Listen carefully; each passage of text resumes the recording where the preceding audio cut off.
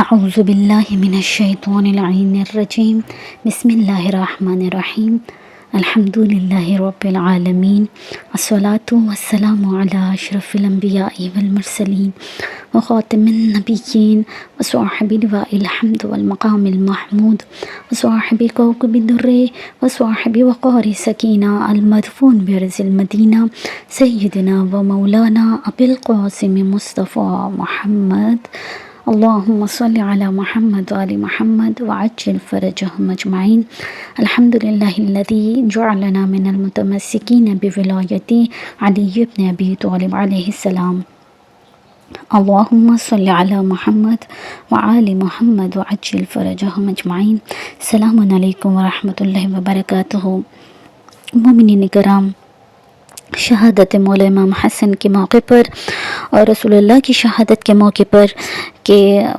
یقیناً ہمارا عقیدہ ہے کہ رسول اللہ شہید ہوئے ہیں اور یہ سچ ہے، اور نقصان ہے، یہ شیعت کا نقصان ہے، شریعت کا نقصان ہے، پوری امت کا نقصان ہے، اسلام کا نقصان ہے۔ لہٰذا ہم وقت کے امام حجت دورہ کے حضور نذرانہ عقیدت پیش کرتے ہیں، پرسہ پیش کرتے ہیں کہ مولا آپ تنہا نہیں ہیں، مولا ہم آپ کے ساتھ ہیں۔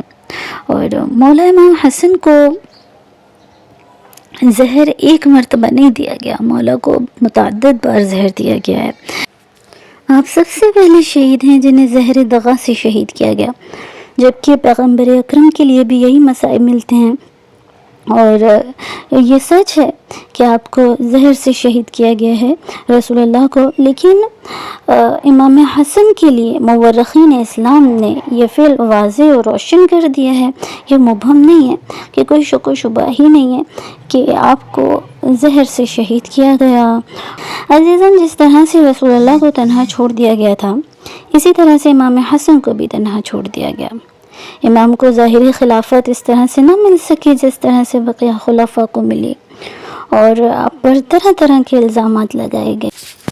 مولا حسین پر کثرت ازدواج کا جو آپ پر الزام ہے، تو یہ ایک پروپیگنڈا ہے کہ آپ دیکھیں کہ حاکم شام جو تھا، اس کے درباری تمام کثرت سے عیسائی تھے، پھر حاکم شام کی خود کی اس کی زوجہ عیسائی تھی، اور عیسائیت میں شادی کا کنسپٹ ذرا دھندلا ہے کہ اور دیکھیں کہ جناب عیسیٰ، کیونکہ آپ نے بھی شادی نہیں کی، اور جناب مریم آپ نے بھی شادی نہیں کی، تو ان کے نزدیک شادی جو ہے وہ واضح نہیں ہے۔